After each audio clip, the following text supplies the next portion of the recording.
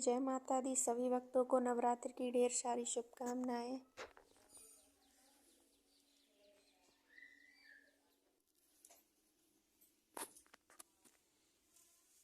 दुर्गा सप्तशती अष्टमो अध्याय। रक्त बीज वध।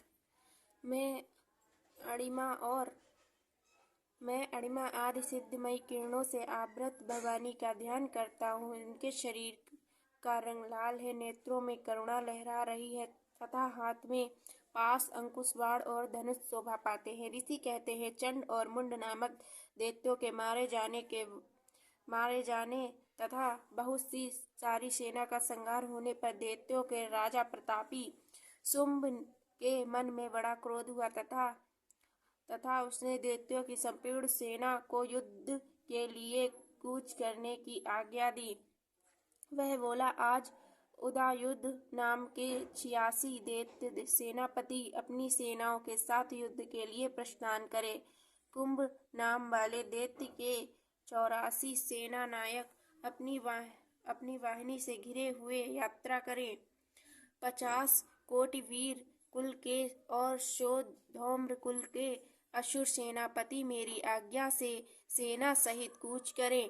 कालक, दौहार्द, मौर और काल के असुर भी युद्ध के लिए तैयार हों। मेरी आज्ञा से तुरंत प्रस्थान करे। भयानक शासन करने वाला असुर राज शुंभ इस प्रकार आज्ञा दे सहस्त्रों बड़ी बड़ी सेनाओं के साथ युद्ध के लिए प्रस्थित हुआ। उसकी अत्यंत भयंकर सेना आती देख चंडिका ने अपने धनुष की टंकार से पृथ्वी और आकाश के बीच का भाग गुंजा दिया। राजन, तदंतर देवी के सिंह ने भी बड़े जोर से दहाड़ना आरंभ किया। फिर अंबिका ने घंटे के शब्द से उस ध्वनि को और भी बढ़ा दिया। धनुष की टंकार, सिंह की दहाड़ और घंटे की ध्वनि से संपूर्ण दिशाएं गूंज उठी। उस भयंकर शब्द से काली ने अपने विकराल मुख को और भी बढ़ा लिया तथा इस प्रकार वे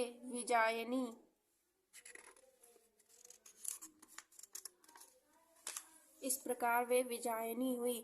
उस तुमुल नाद को सुनकर दैत्य की सेना चारों ओर से आकर चंडिका देवी, सिंह तथा काली देवी को क्रोध पूर्वक घेर लिया। राजन, इसी बीच में असुरों के विनाश तथा देवताओं के अभ्युदय के लिए ब्रह्मा, शिव, कार्तिकेय, विष्णु तथा इंद्र आदि देवों की शक्तियां जो अत्यंत पराक्रम और बल में संपन्न थी, उनके शरीर से निकलकर उन्हीं के रूप में चंडिका देवी के पास गईं। देवता का जैसा रूप था, जैसी वेशभूषा और जैसा वाहन है, ठीक वैसे ही साधनों से संपन्न हो उनकी शक्ति असुर से युद्ध करने के लिए आई। सबसे पहले हंस युक्त विमान पर बैठी हुई अक्षसूत्र और कमंडल से सुशोभित ब्रह्मा जी की शक्ति उपस्थित हुई, जिसे ब्रह्माणी कहते हैं। महादेव जी की शक्ति वृष पर आरूढ़ हो, हाथों में श्रेष्ठ त्रिशूल धारण किए, महानाग का ककड़ पहने मस्तक में चंद्र रेखा से विभूषित हो वहां आ पहुंची। कार्तिकेय जी की शक्ति रूपा जगदम्बिका उन्हीं का रूप धारण किए श्रेष्ठ मयूर आरूढ़ हो हाथ में शक्ति लिए दैत्य से युद्ध करने के लिए आई। इस प्रकार भगवान विष्णु की शक्ति गरुड़ पर विराजमान हो शंख, चक्र, गदा, शंख, धनुष तथा खड्ग हाथ में लिए वहां आई। अनुपम यज्ञ 12 का रूप धारण करने वाले श्री हरि जो शक्ति है, वह भी 12 शरीर धारण करके वहां उपस्थित हुई। नरसिंही शक्ति भी नरसिंह के समान शरीर धारण करके वहां आई। उनके गर्दन के वालों को झटके से आकाश के तारे बिखेर पड़ते थे। इस प्रकार इंद्र की शक्ति वज्र हाथ में लिए गजराज ऐरावत पर बैठकर आई। उसके भी सहस्त्र नेत्र थे। इंद्र का जैसा रूप था, वैसा ही उनका भी था। तदंतर उन देव शक्तियों से घिरे हुए महादेव जी ने चंडिका से कहा, मेरी प्रसन्नता के लिए तुम शीघ्र ही इन असुरों का संहार करो। तब देवी के शरीर से अत्यंत भयानक और परम उग्र चंडिका शक्ति प्रकट हुई, जो सैकड़ों गिद्धाड़ियों की भांति आवाज करने वाली थी। उस अपराजिता देवी ने धूमिल जटा वाले महादेव जी से कहा, भगवान आप शुंभ निशुंभ के पास दूत बनकर जाइए और उन अत्यंत गर्वीले दानव शुंभ और निशुंभ दोनों से कहिए, साथ ही उनके अतिरिक्त जो भी दानव युद्ध के लिए वहां उपस्थित हो उनको भी यह संदेश दीजिए, दैत्यों यदि तुम जीवित रहना चाहते हो तो पाताल लोक लौट जाओ, इंद्र को त्रिलोकों का राज्य मिल जाए और देवता यज्ञ भाग का उपभोग करें। यदि बल के घमंड में आकर तुम युद्ध की अभिलाषा रखते हो तो आ जाओ, मेरी सिवाय तुम्हारे कच्चे मांस से तृप्त हो चूंकि उस देवी ने भगवान शिव को दूत के कार्य में नियुक्त किया था, इसलिए वह शिवदूती के नाम से संसार में विख्यात हुई। वे महादैत्य भी भगवान शिव के मुख से देवी के वचन सुनकर क्रोध में भर गए और जहाँ कात्यायनी विराजमान थी उस ओर बढ़े। तदंतर वे दैत्य अमरश में भरकर पहले ही देवी के ऊपर बाण शक्ति और दृष्टि आदि शस्त्रों की वृष्टि करने लगे। तब देवी ने खेल खेल में ही धनुष की टंकार की और उससे छोड़े हुए बड़े बड़े बाणों, दैत्यों के द्वारा चलाए हुए बाण, शूल, शक्ति और फरसों को काट डाला। फिर काली उनके आगे होकर शत्रुओं को शूल के प्रहार से विदीर्ण करने लगी और खड्ग से उनका कचूमर निकालती हुई रणभूमि में विचरण करने लगी। ब्रह्माणी भी जिस और दौड़ती उसी और अपने कमंडल का जल छिड़क कर शत्रुओं के ओज और पराक्रम को नष्ट कर देती थी। महेश्वरी ने त्रिशूल से तथा वैष्णवी ने चक्र से और अत्यंत क्रोध में भरी हुई कुमार कार्तिकेय की शक्ति से दैत्य का संहार आरंभ किया। इंद्र शक्ति के वज्र प्रहार से विदीर्ण हो सैकड़ों दैत्य दानव रक्त की धारा बहाते हुए पृथ्वी पर सो गए। वाराही शक्ति ने कितनों को अपनी थूथुन के मार से नष्ट कर दिया, दाढ़ों के अग्रभाग से कितनों की छाती छेद डाली तथा कितने ही दैत्य उनके चक्र की चोट से विदीर्ण होकर गिर पड़े। नरसिंही भी दूसरे महादैत्यों को अपने नखों से विदीर्ण करके खाती और सिंहनाद से दिशाओं तथा आकाश को गुंजाती हुई युद्ध क्षेत्र में विचरण करने लगी। किंतु कितने ही असुर शिवदूती के प्रचंड अट्टहास से अत्यंत भयभीत हो पृथ्वी पर गिर पड़े और गिरने पर उन्हें शिवदूती ने उसी समय अपना ग्रास बना लिया।